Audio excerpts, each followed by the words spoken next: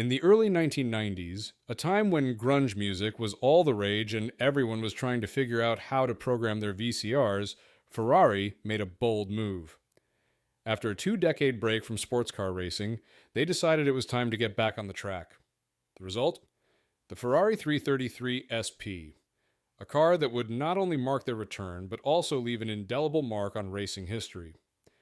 The story begins with Giampiero Moretti, an Italian gentleman racer and founder of the auto accessories company Momo.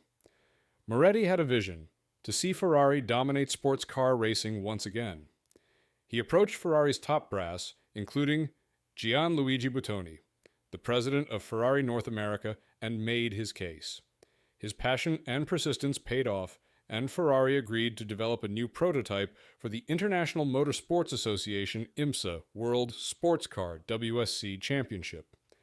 To bring this vision to life, Ferrari collaborated with Dallara, the renowned Italian chassis manufacturer.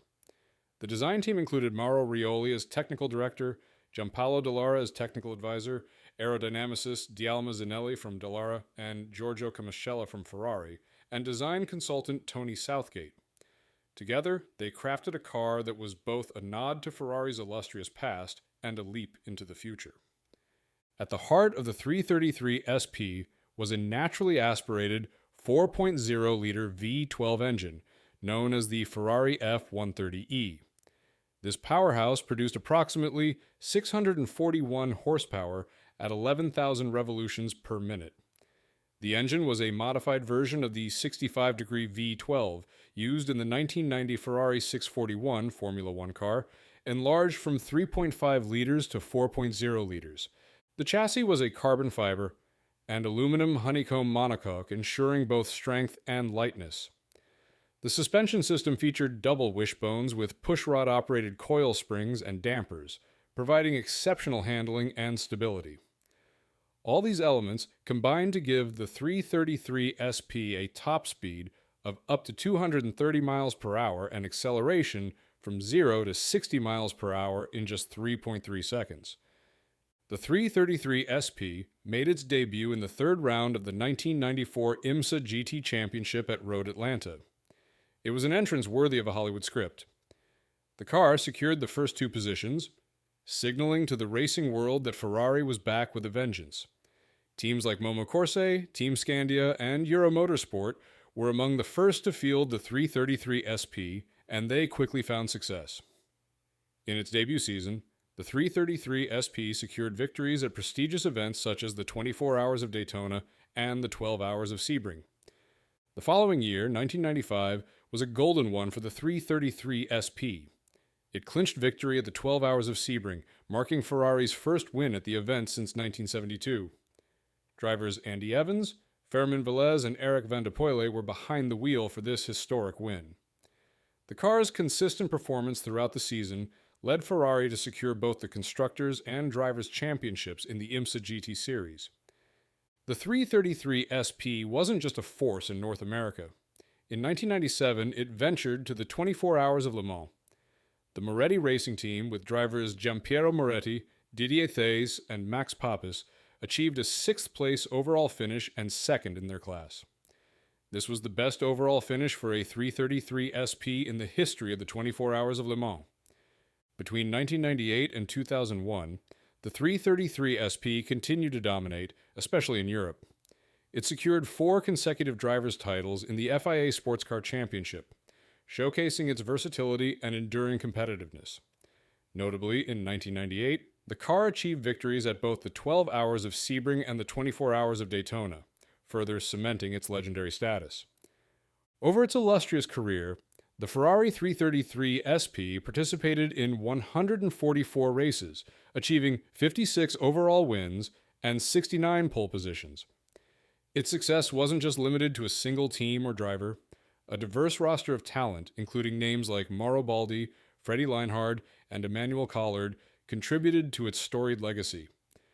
Today, the 333 SP is celebrated not just for its racing accolades, but also for its role in bringing Ferrari back to the forefront of sports car racing. It's a testament to what passion, collaboration, and a relentless drive for excellence can achieve. And while it may no longer roar down the Mulsanne Straight or thunder through the curves of Sebring, the legacy of the 333 SP continues to inspire and captivate automotive enthusiasts around the world.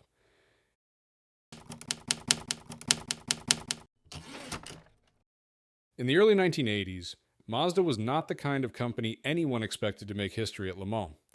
The race was dominated by big names like Porsche and Jaguar with their massive engines and deep pockets, but Mazda had something different: a rotary engine, a small budget, and a relentless drive to prove itself. What happened next was something no one saw coming.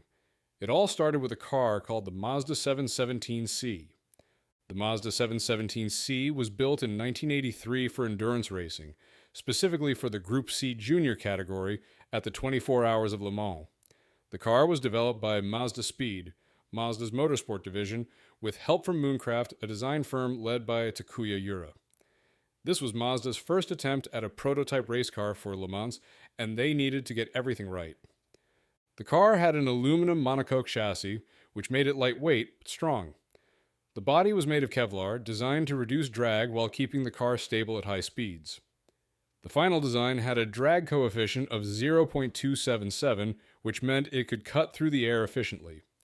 The 717C was 157 inches long, had a wheelbase of 96 inches, and weighed around 1,760 pounds.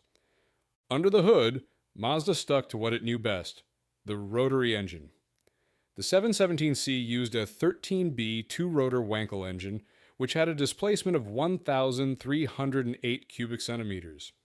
It produced 310 horsepower at 8,500 revolutions per minute and 188 pound-feet of torque at 8,000 revolutions per minute. Unlike the big V8 and turbocharged monsters from other manufacturers, Mazda's rotary engine was compact and high revving, which gave it an advantage in terms of weight and efficiency. The 717C made its first competitive appearance at the 1,000 kilometers of Silverstone in 1983. It did not finish the race due to mechanical issues, but that did not stop Mazda. The real challenge was yet to come: the 24 Hours of Le Mans. Mazda entered 2 cars for the event. The first was driven by Yoshimi Katayama, Yojiro Terada, and Takashi Yorino. The second car had a different lineup but faced more difficulties in the race. Le Mans in 1983 was brutal. The competition was tough, and reliability was always a concern in a 24-hour race.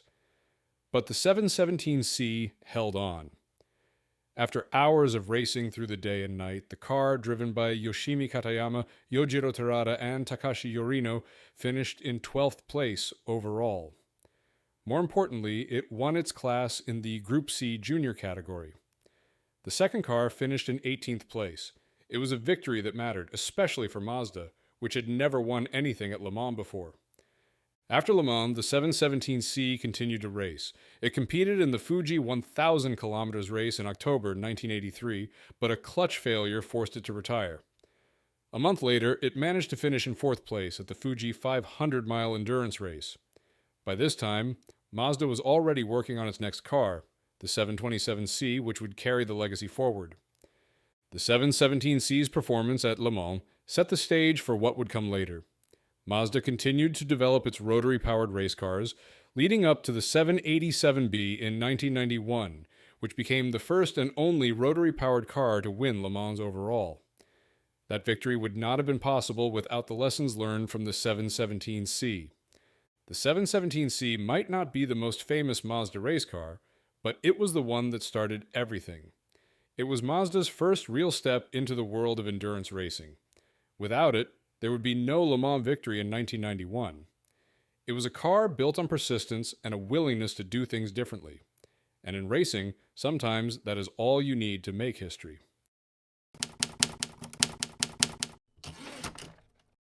In the world of endurance racing, some cars make history with their victories, while others are remembered for their failures. The Ford P68, also called the Ford 3L GT or F3L, falls into the second category. It had the looks, the speed, and the engineering to compete with the best, but it never finished a single race. It was Ford's attempt to stay competitive after the success of the Ford GT40, but instead, it became an example of how innovation alone is not enough to win. This is the story of a car that could have been great but was held back by problems that even the best drivers and engineers could not fix. The Ford P68 was built in 1968 under the guidance of Alan Mann Racing. The design came from Len Bailey, a British engineer who had worked on the Ford GT40. It was developed to meet new FIA regulations that limited prototype engines to 3 liters. Ford had already dominated endurance racing with the GT40, which had a 7-liter engine, but now they needed something new. Instead of going bigger, they went smaller, betting on aerodynamics and lightweight construction to make up for the loss of power. The heart of the P68 was the Ford Cosworth DFV 3.0-liter V8 engine. This was the same engine that was dominating Formula One at the time. It produced about 420 horsepower at 9,000 revolutions per minute and 366 pound-feet of torque at 7,000 revolutions per minute. It was paired with a 5-speed Hewland DG 300 transaxle. The chassis was an aluminum monocoque with steel bulkheads, making it light but also rigid. It had a sleek, futuristic body with a drag coefficient of just 0.27, which was impressive for the time. The designers even used a tiny roof hatch instead of a full cockpit opening to reduce the car's height and make it more aerodynamic. On paper, it looked like a winner. It was designed to be fast and efficient, but theory and reality are 2 different things. The car made its debut at the BOSC 500 at Brands Hatch in April 1968. Bruce McLaren, one of the most respected drivers at the time, was behind the wheel. He managed to qualify second, showing that the car had potential. But during the race, mechanical issues struck and the car's transmission failed. It was an early sign that speed alone would not be enough. The next major race was the 1,000 kilometers of Nürburgring, where Chris Irwin was set to drive. Nürburgring is known for being one of the most challenging tracks in the world, and it proved too much for the P68. During practice, Irwin crashed badly, suffering severe head injuries that ended his racing career. It was a devastating moment, not just for Irwin, but for the whole team. The car was proving to be unstable at high speeds, and the accident raised concerns about its safety. Despite these setbacks, Ford and Alan Mann Racing did not give up. They entered the car in the 1,000 kilometers of Spa-Francorchamps with Frank Gardner driving. Once again, the car showed promise. Gardner secured pole position, proving that the P68 was incredibly fast when it worked. But as soon as the race started, the car's electrical system failed, forcing it to retire on the first lap. At this point, it was clear that the P68 had serious reliability issues. The problem was not just one thing. It was a combination of factors. The car's aerodynamics, while great in theory, made it difficult to control at high speeds. The lightweight construction, while beneficial for acceleration, also made it fragile. The mechanical components, including the transmission and electrical systems, kept failing. The P68 was fast, but it was also unpredictable and unreliable. Ford had high hopes for this car, but after a string of failures, they had to face reality. It was not working. In 1969, the project was quietly dropped, and Ford shifted focus to other racing programs. The P68 never won a race, never completed one, and never got a second chance. Today, the Ford P68 is remembered for what it could have been rather than what it actually achieved. It had the looks, the power, and the engineering, but racing is about more than just speed. It is about endurance, reliability, and consistency. The P68 had none of these. Instead, it became an example of how even the best ideas can fail when they are not executed properly.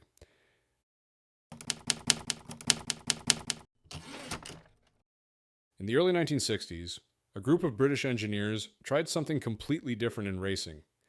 They did not go for a bigger engine, more cylinders, or even lighter materials. Instead, they decided to put a jet turbine into a car and send it to the toughest endurance race in the world, the 24 Hours of Le Mans. It was an experiment that could have changed the way we think about race cars, but it did not go the way some had hoped. This is the story of the Rover-BRM, the gas turbine car that made history at Le Mans. After World War II, Rover was one of the companies leading the charge in gas turbine development. They had already built road-going turbine prototypes like the Jet 1, T2, T3, and T4. The T4 even did demonstration laps at Le Mans in 1962, but simply showing off a gas turbine car was not enough. Rover wanted to prove that this technology could compete. At the time, the Automobile Club de l'Ouest, which ran Le Mans, was offering a prize for the first turbine-powered car to complete at least 2,237 miles in the 24-hour race at an average speed of 93 miles per hour. Rover needed help building a proper race car, so they teamed up with British racing motors known as BRM. The connection came through William Martin Hurst, the managing director of Rover, and Sir Alfred Owen, the owner of BRM and the Rubry-Owen Company, which supplied parts for Rover. BRM had a Formula One team and experience building race cars. They had a spare chassis left over from Richie Ginther's crash at the 1962 Monaco Grand Prix, and that would form the base of the new car. The body of the Rover-BRM was built from aluminum, and it had a sleek, open-top design. The car was mid-engined, with the turbine mounted in front of a single-speed transaxle. The gas turbine itself was rated at around 150 horsepower. It had a single centrifugal compressor, one combustion chamber, and a free turbine that powered the wheels, while the compressor turbine spun separately. The engine's compressor ran at around 65,000 revolutions per minute, while the power turbine ran at 43,000 revolutions per minute.